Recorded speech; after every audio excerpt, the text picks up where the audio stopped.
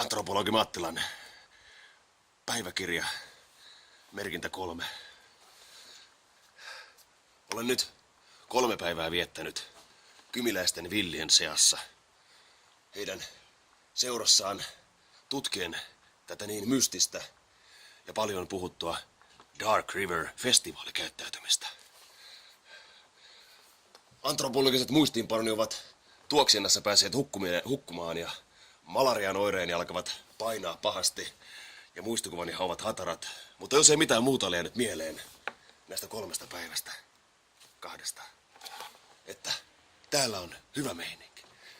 Ihmiset ovat olleet ystävällisiä toiselleen päissään jatkuvasti.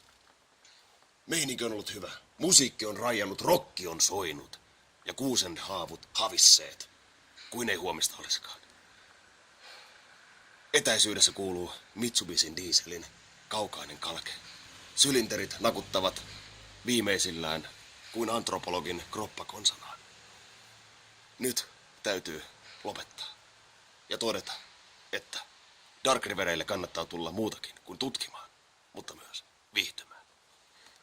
Kiitos, Kymi Dark River.